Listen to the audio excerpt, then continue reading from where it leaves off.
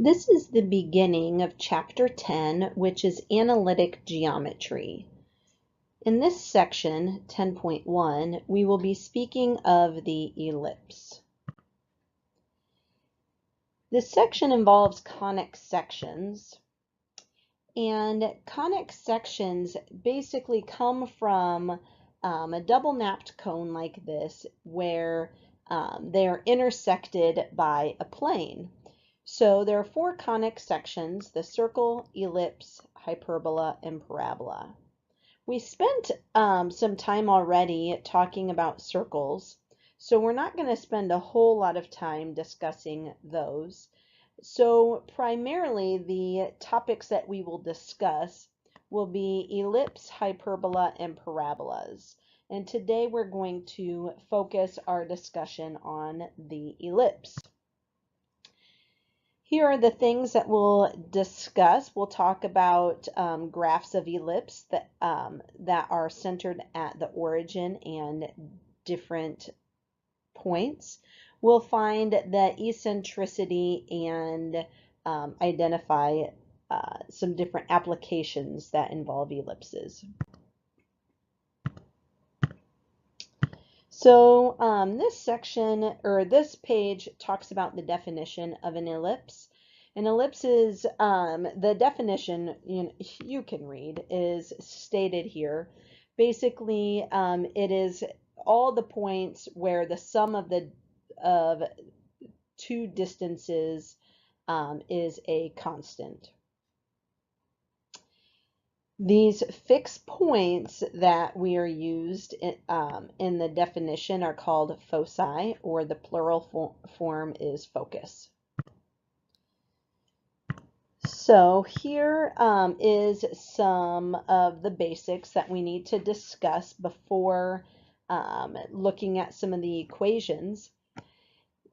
We have two different major axes. We have a horizontal major axis, and we have a vertical major axis. So it's either like a horizontal looking egg or a vertical looking egg. And depending on the origin, the major axis will either be horizontal or vertical. The end points of that major axis are known as the vertices. Somewhere on that major axis are the foci,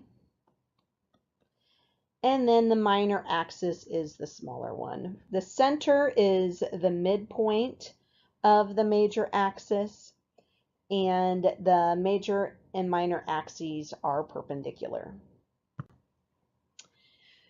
So the first thing we're going to talk about is the standard form of an equation of an ellipse that is centered at the origin.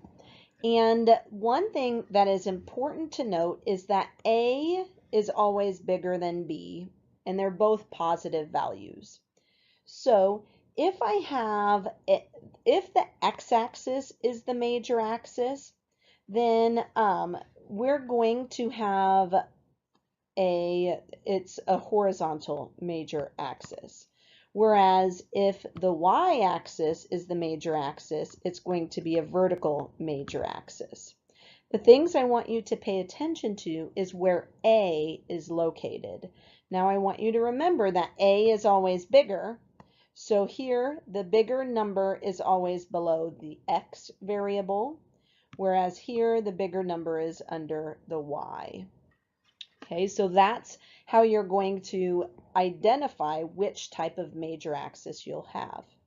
We've already talked about how it's centered at the origin, and then this equation here to find the foci, that is very important.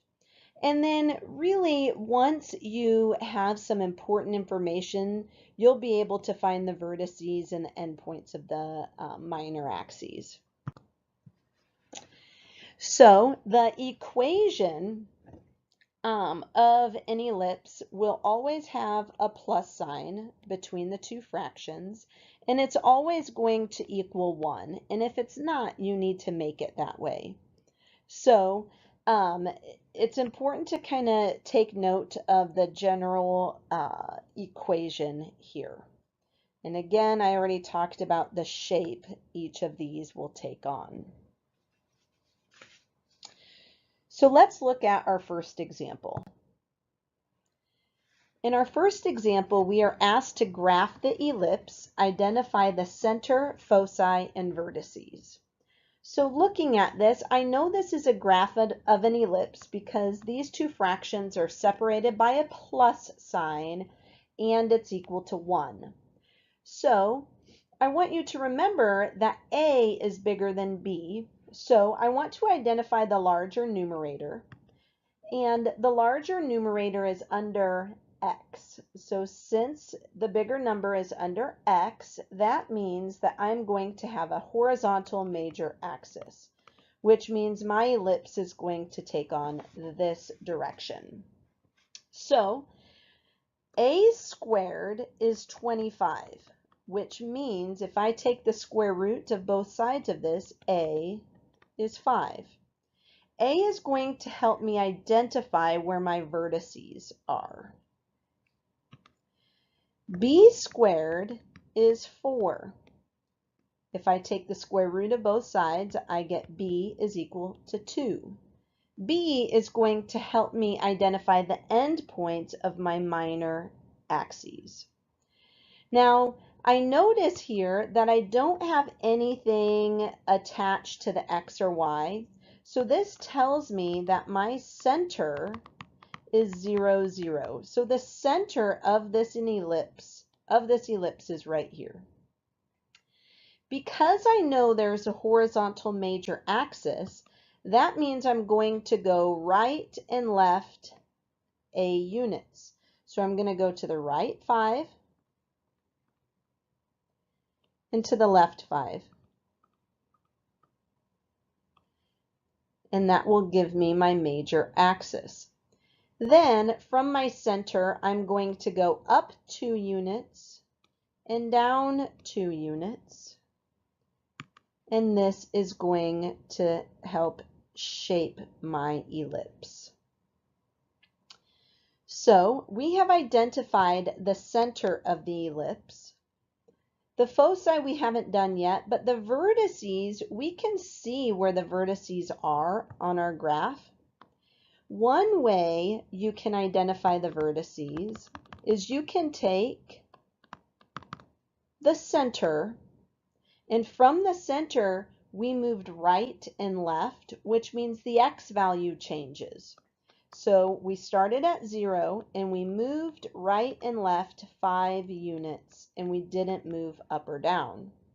So 0 plus 5 gives us the ordered pair 5, 0, and 0 minus 5 gives us the ordered pair negative 5, 0. And you can check that against the graph.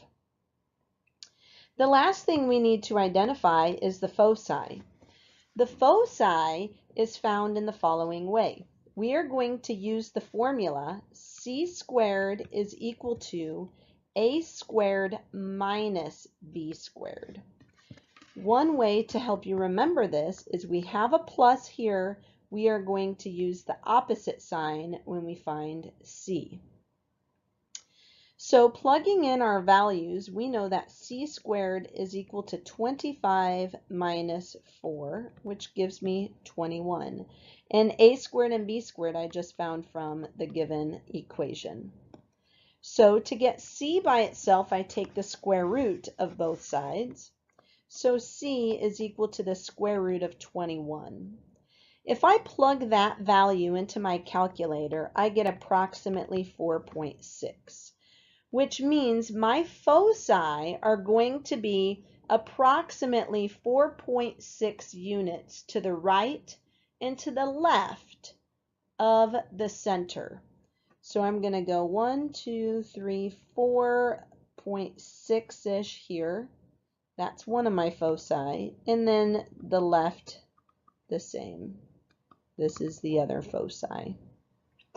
So since I want the ordered pairs of these, just like before, I started at the center of 0, 0. since I have a horizontal major axis, I'm going to move right and left root 21. So you can write your foci like this, or you can write it as two separate ordered pairs. The square root of 21, 0, and negative square root of 21, 0. Either of those will be accepted, but you do need to state both of those foci. Let's look at another example. This one is slightly different because my equation doesn't have any fractions and it's not equal to 1. So the first thing we want to do is we want to get this equal to 1. And the way we're going to do that is we are going to divide by 441. Well, whatever I do to one side, I must do to the other. So everything is going to be divided by 441. When I do, I get the following. 49 and 441, that simplifies nicely to x squared divided by 9 plus y squared divided by 49 is equal to 1. Once you have this, you want to identify where the larger denominator is. In this case, the larger denominator is below the y term, which tells me that I have a vertical major axis. This means my ellipse is going to take on this shape. So when I identify my vertices and my foci, now from my center, I'm going to be moving up and down rather than left and right. So we're going to identify a squared. A squared is always the larger denominator, 49 in this case. I take the square root of both sides and I end up with a equals 7. B squared is the other denominator, which is 9 here. Taking the square root of both sides, I get b equals 3. So this helps me identify what my graph is going to look like. Again, I don't have anything attached to the x and the y, so this tells me that my center is 0, 0. So once again, I'm going to start right here in the origin. From the origin, A tells me where my vertices are. Since it's a vertical major axis, I'm going to go up 7 units. And I'm going to go down 7 units. From the center, I'm going to go right and left 3 units. And then connect the dots to make my ellipse. Now, I should probably state what my vertices are. Remember, I started off at a center of 0, 0. I don't move right or left, but I did move up and down 7 units. So I can either state my vertices like this, or I can write it as two separate vertices. So 0, negative 7 and 0, positive 7. Either of these responses would be fine. Okay, so the last thing we need to do is find the foci. And the way we find the foci is we use the equation c squared is equal to a squared plus b, a squared minus b squared. It's the opposite sign of this. So I know that a squared is 49, b squared is 9, so c squared is 40. I can take the square root of both sides, and c is the square root of 40, which can also be written as 2 root 10. The decimal of this is 6.3. So from the center, I will go up 6.3 units and down 6.3 units. And this will give us our foci. Writing this as an ordered pair, there will be 2 of them. We didn't move right or left from the center, but we did move up and down 2 root 10 units. So you can write your foci like this, or you can say 0 square root, 0 comma 2 root 10, or 0 comma negative 2 root 10. And that wraps up this example. Of course, we can't always have an ellipse centered at the origin. So we will have an ellipse and we will move it around. So we say that it's centered at HK. So we know that so we're going to take baby steps here. We know that a circle centered at HK takes on this here. Now, an ellipse is going to take on a very similar look. So, an ellipse centered at HK, everything is the same as before. A is still bigger than B. They're both positive. The only difference is this piece here. That's it. And that will just tell you where the center is. So, just like before, you want to identify where the larger denominator is. This will tell you that we have a horizontal major axis. Here, if the larger denominator is under the y value, you will have a vertical major axis. Finding the foci still uses the same equation, and you still take on the same approach when finding the endpoints or the vertices.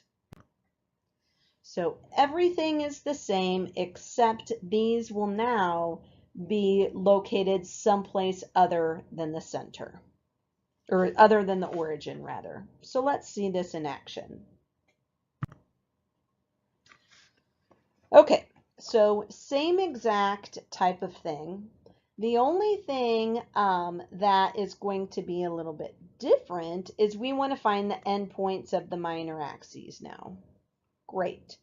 Okay, well, let's look at this. The first thing that I think you ought to do is identify the center. Now, the only thing you want to be careful of is the sign. Okay, so in the formula, the sign is a minus. Okay, so it's always the opposite of what you see. So h is always attached to the x value. So h is going to be a -2. It's the opposite. And k is always attached to y. And it will be a +3. So the center is -2, 3. And I'm just going to plot that now. This is the center. All right. Okay, now I'm going to identify a squared, which is the larger of the denominator. That is below x. This tells me I'm going to have a horizontal major axis, so my ellipse is going to be a horizontal shape. So that means when I'm finding my vertices, I'm going to move right and left from the center here. Okay, so if a squared is 16, then a is equal to 4. That means I'm going to move to the right and to the left 4 units. Right and left 4 units. Here and here. So when you are finding the vertices, you can do that now. You can either use the graph or write it out like this. So we started at -2, went to the left 4, so -6, 3. And we also went to the right 4, so -2 plus 4 gives us 2, 3 for our vertices. All right, now we need to find b. b squared is 9, so b is 3. So from the center, now we're going to go up 3 units and down 3 units. So again, we started at the center and we went up and down 3 units. Oops, so that means the y value changes. Okay, so since I want the endpoints of our minor axis, that's what we have found here. So endpoints of minor axis is found in this way. So -2, 6, and -2, 0. And then we can just go ahead and sketch in our graph. We have the center, we have the endpoints of the minor axis. We also have the vertices, but we also need to find the foci. And I'm just going to go ahead and do that on the next page. So to find the foci, remember I'm going to take c squared is equal to a squared minus b squared. Well, a squared is 16, b squared is 9. When I subtract this, I get 7. So c is equal to the square root of 7. It's helpful to plug this into your calculator so you can see what the decimal is when you're trying to plot this.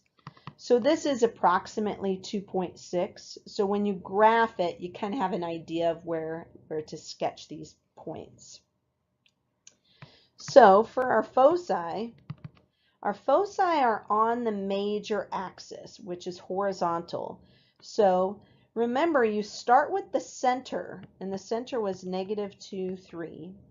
And then you move right and left. So from that, we're going to move right and left square root of 7 units. So this will be -2 plus the square root of 7, comma 3, and it will be -2 minus the square root of 7, comma 3. And if you want to find these decimal values, you can plug them into your calculator. I think this is about 0.6, and this is about -4.6 maybe. Okay, so just make sure you read the directions. What's written in blue is the exact value. What's written in red is the approximate value.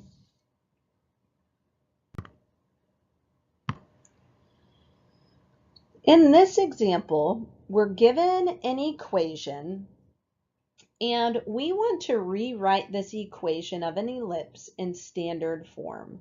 Once we've done that, then we want to identify the center, the foci, and the vertices. So you can see it's just a big mess right now. Here are the steps that you want to take when you're trying to rewrite this into standard form. The first thing you want to do is you want to group the x variable terms and group the y variable terms. Okay.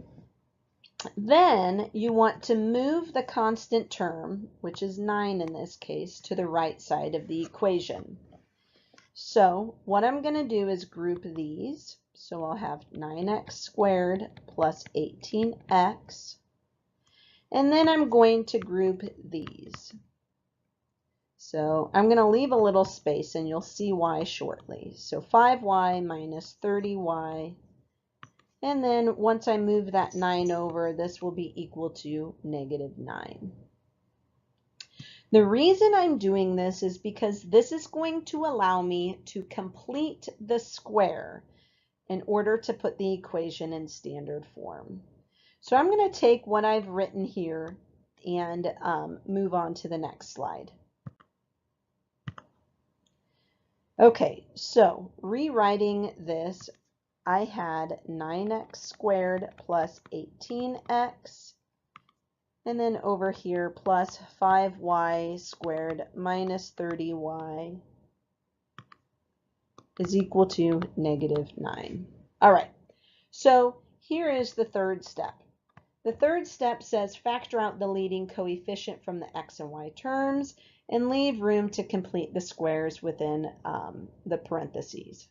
Okay, so starting with this stuff here in red, factoring out the leading coefficient of 9, I am left with x squared plus 2x plus, I call this my special little number. And I'll come back to that special little number in a moment. Same thing over here. I'm going to take out a positive 5. When I take out a positive 5, I'm left with y squared minus 6y plus another special little number is equal to -9. Now, if I add a special little number here, I need to add that same special little number to the other side to keep my equation balanced. Similarly, if I add a special little number here, I need to add that same special little number to the other side. So now we actually need to find what that special little number is. To find that special little number, we take b divided by 2 squared. B is the middle number, so I'm going to take 2 divided by 2 squared, which is 1 squared, or 1. So my special little number here is 1. Now I need to add that same special little number right here, but you need to be careful because you're really going to be multiplying that special little number by 9. So really we are going to add 9 times 1 here. Okay, we're going to do the same thing here. To find my special little number, I'm going to take b divided by 2 squared. This gives me -3 squared, which is 9. So my special little number is 9. Whatever I add to the left-hand side, I need to add to the right-hand side, which is really 5 times 9. Okay, now if you remember completing the square, whatever is in parentheses can be factored further. In fact, it's always going to be some quantity times itself, so it's something squared. And in this case, it's going to be x plus 1. A little hint, whatever the number is before you square it is what goes here. Over in the blue, we have 5 times something times itself, or something squared. Our variable is y. It's whatever number you have before you square it, which is a -3. Over here, when I simplify the right-hand side, I end up with a value of 45. I'm going to write that in black. Okay, so you should see that we're getting closer to the standard form of an ellipse, but you may notice that we need to have this equal to 1, so I'm going to divide everything by 45. And when I do, the 9 and the 45 simplify, so I have x plus 1 quantity squared over 5, plus, here the 5 and 45 simplify, so y minus 3 quantity squared divided by 9 is equal to 1. And this is our answer written in standard form. Now, we're going to continue even a bit further because, so we already have it written in standard form, but now we need to graph it and answer all the questions regarding it. So a reminder of our equation, this is what we came up with.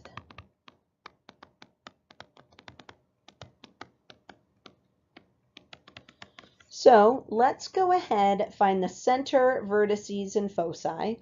Why don't you pause this and see if you can come up with them on your own. The center, HK, is -1, 3.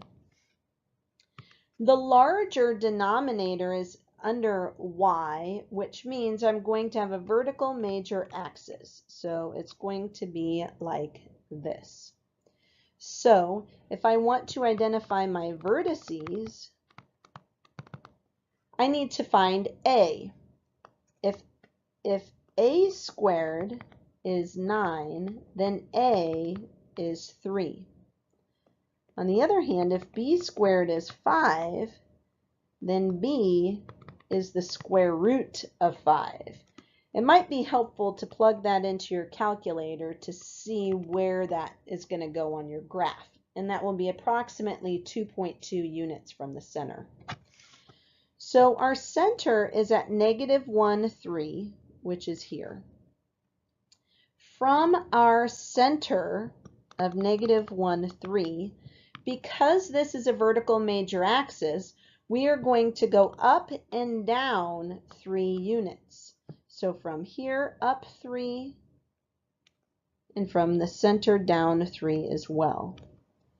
So our vertices become -1, 6 and -1, 0. All right, we already know B is square root of 5, so from our center we're going to go to the right 2.2 and to the left 2.2. So our ellipse takes on this shape here. Now to find our foci, c squared is equal to a squared minus b squared, which is 9 minus 5, or 4. Take the square root of both sides, and c is 2. That's nice because that will help us identify our foci. So from our center, we're going to go up 2 and down 2. So our center was -1, 3. We're going to go up and down 2 units. So we'll have -1, 5 and -1, 1 for our foci. There you have it. Another type of example that you will see is something like this. It'll say, give the equation of an ellipse in standard form with center 1, 3. So this tells us HK. The focus is at this ordered pair, and the vertex is here. Okay, so what we need to do is we need to get our detective on, and we need to put all these pieces together. Some people are pretty visual, and it's helpful to actually kind of sketch this out to see what you know. We know the center is at 1, 3, which is here. All right, so we also know that the focus, or a focus, is at -2, 3. Well, this automatically tells me that we are going to have a horizontal major axis. Because we have a horizontal major axis, we know that a squared must be below x. So that's important. This also tells us that if the focus is 3 units from the center, that tells us that C is 3. Now we're given one more piece of information, and that's that the vertex is at 5, 3. So 1, 2, 3, 4, 5 is here. This is one of our vertices. This tells us that if our vertex is 4 units from the center, that tells us what A is. So we know A, we know C, we can find B by using C squared is equal to A squared minus B squared. So all of this is going to help us write our equation, which takes on x minus h squared over a squared, because we have a horizontal major axis, plus y minus k squared over b squared is equal to 1. And we're just going to piece in all of this information. So first, let's go ahead and find b. C squared is 9. A squared is 16. So this tells me, if I do a little bit of math here, b squared is equal to 7. Oops, b squared. And that's what we need. So we don't need to take the square root of both sides. So I think we have everything we need now. Let's plug it in. X minus 1 squared over 16 plus y minus 3 squared over 7 is equal to 1. And this is the answer that we're looking for.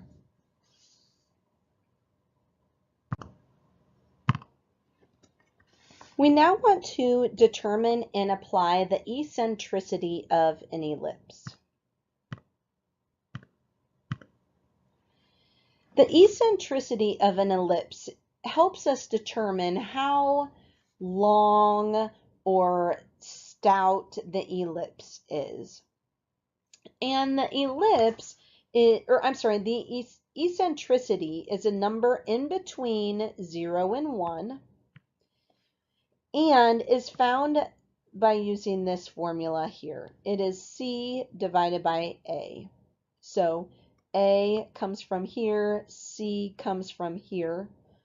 It's a number between 0 and 1, and the closer the eccentricity is to 0, the closer this ellipse is to becoming a circle. If the foci are near the vertices, then that means that the ellipse is going to be more elongated.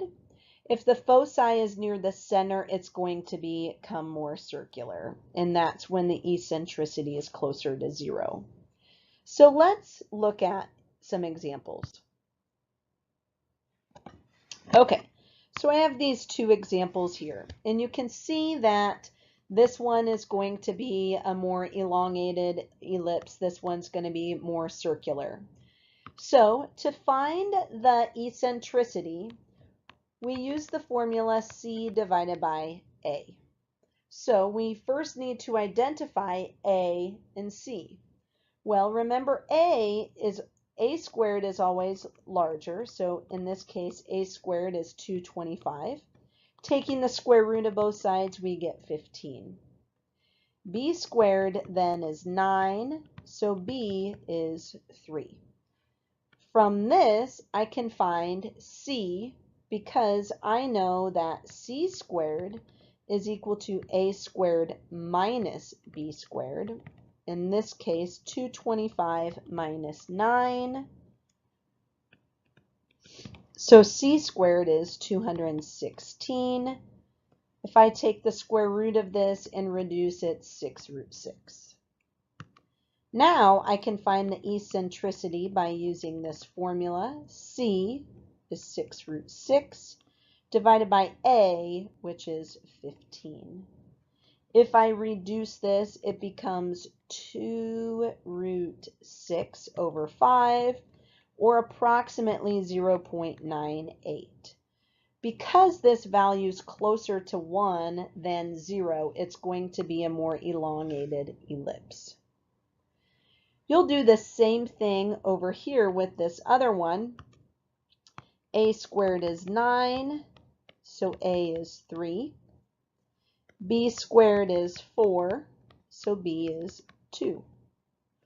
Finding C squared, we take A squared minus B squared, which is 5, so C is the square root of 5. To find the eccentricity, we take C divided by A, or the square root of 5 divided by 3. Here you can plug this into your calculator and it's 0.75. It's still a value in between 0 and 1, closer to 0 than this one, so it is more circular. Here we want to write the standard form of the equation of an ellipse given the vertices and the eccentricity. So now one misconception is that since we know eccentricity is C divided by A, oftentimes it's assumed that this is C and this is A, but that is not the case. You have to be very, very careful. Okay, so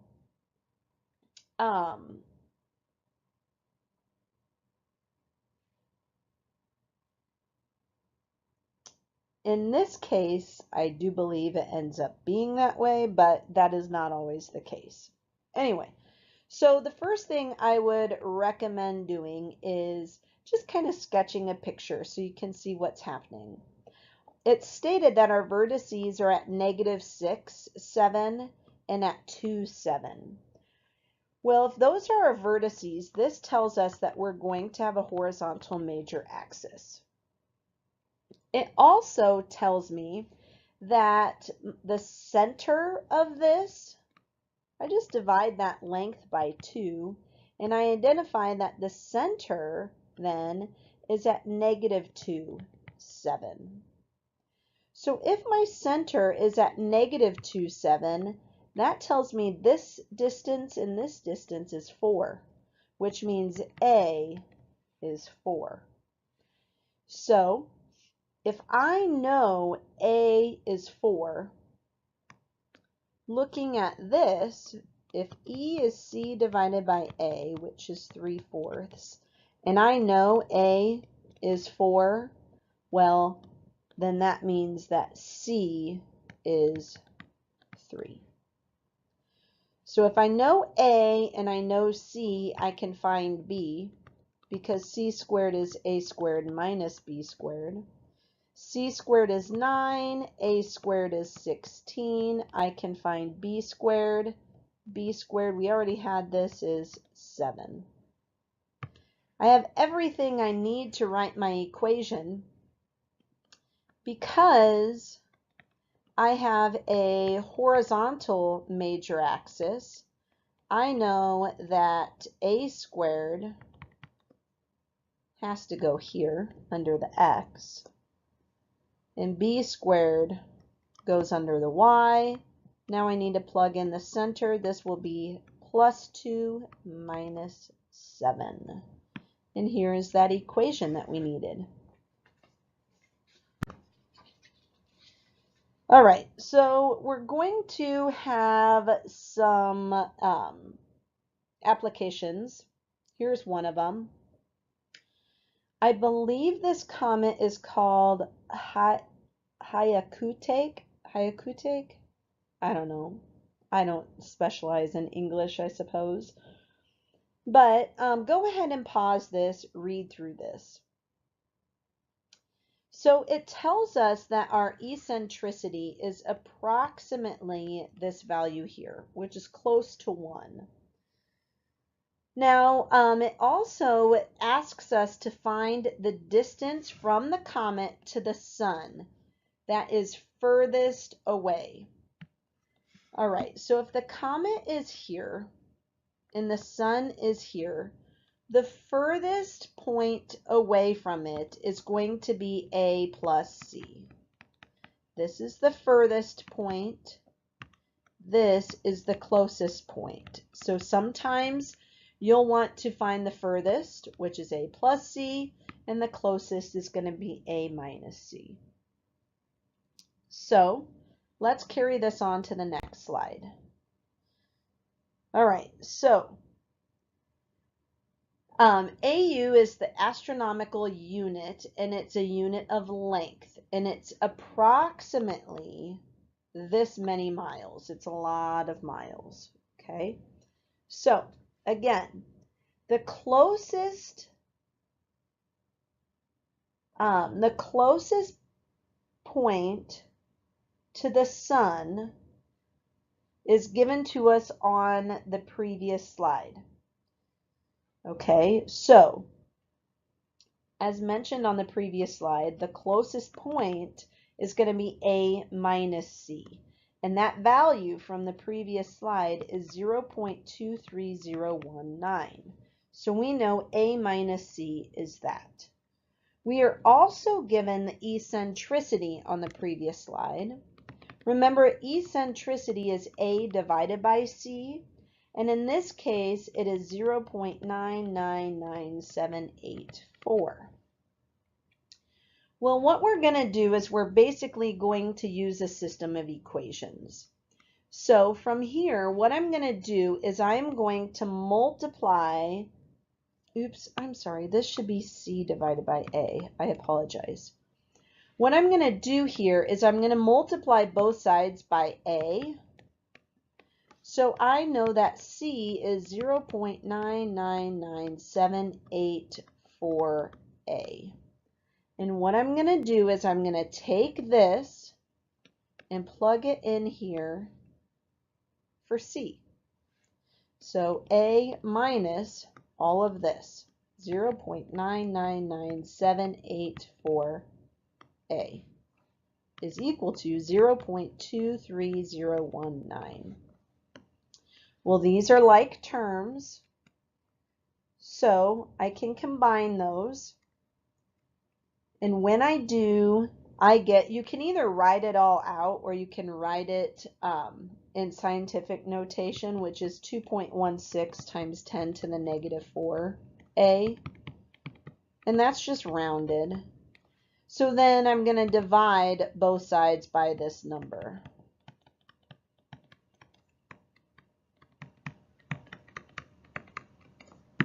And then this will tell us what A is.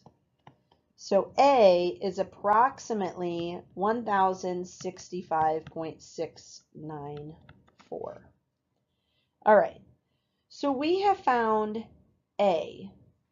Now what we need to do is we need to find C, because ultimately if we are asked to find the furthest point away.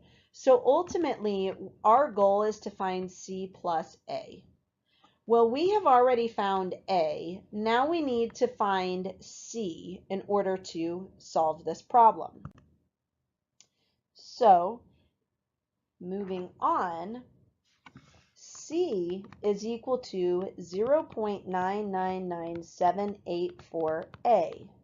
And we just found from the previous slide that A is approximately 1065.694. So if I plug this in here and multiply, I will get that C is approximately 1065.46425. Now I can find the furthest point,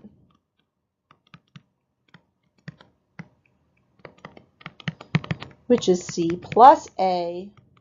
So when I add these two together, I get approximately 2,131.15, I don't know, 8 AU, or astronomical units.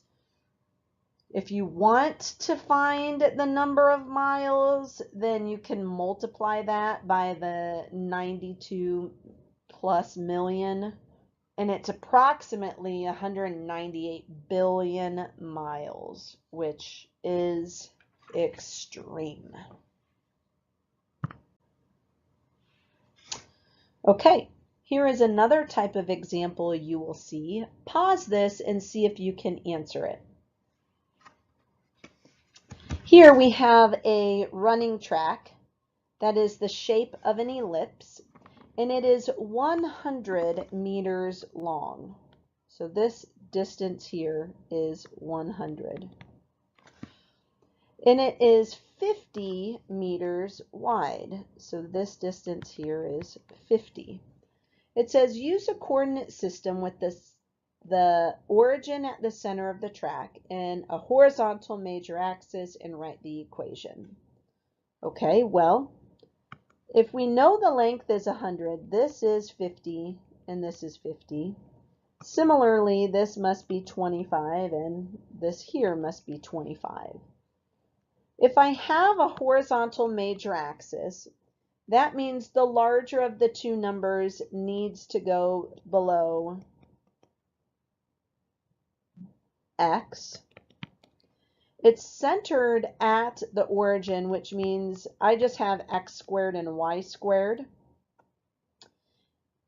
A is 50 and B is 25. So when I square each of those, I get 2,500 and 625, and that is my equation. Not so bad. This is going to be the last example that I'm going to do just for the sake of time. Here I have a tunnel with a semi-ellipse on top. So if I were to create the rest, it would be down here. And we want to write an equation. Okay, well, here, this is 3 units. And if this is a length of 10, that tells me that this is 5. So looking at this, I can tell that I'm going to have a horizontal major axis where A is 5 and B is 3. If it's centered at the origin, that makes things a lot easier for me to write my equation. A is 5, so squaring that I get 25. B squared is going to be 3 squared, which is 9. Now in this case here, I only have the upper part of the ellipse. So if I leave my equation as is, that's going to give me the rest of the ellipse, which I don't want. So what I can say is that I'm only interested in y values above the x-axis, or in this case, y values greater than or equal to 0. So I will want to make that statement. Then in part B, the engineer wants to find the foci. So in this case, I know A and I know B, so I can find C very easily by using the formula we've used many times before. C squared is 25 minus 9, which is 16, so C is 4. Okay, so that means that, let's see here. So the foci from our center is going to go up. I'm sorry, no, the foci is on the major axis. So it's going to go to the right 4 units and to the left 4 units. So how far is it from the center? Well, in this case, if the height of the tunnel is 7, it's going to be 7 feet above the ground, and it's going to be 4 feet to the right and to the left of the center. There you have it. This example is very similar to the other example that I did involving space, but now I want to find the closest distance. So the difference here, instead of finding A minus C, I am going to, instead of finding A plus C, which is what I did before, the closest point is going to be A minus C. So I'm going to kind of wave my hands a little, only for the sake of time. You should find that A is a rather large number if you don't use scientific notation. This number here. You should find C to be a large number as well if you don't use scientific notation.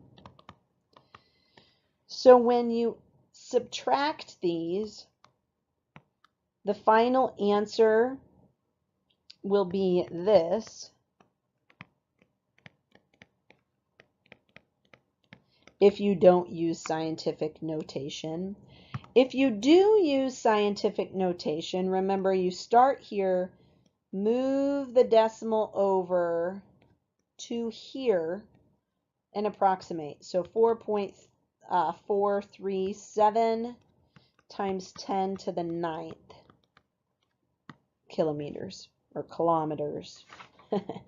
And that concludes the lesson.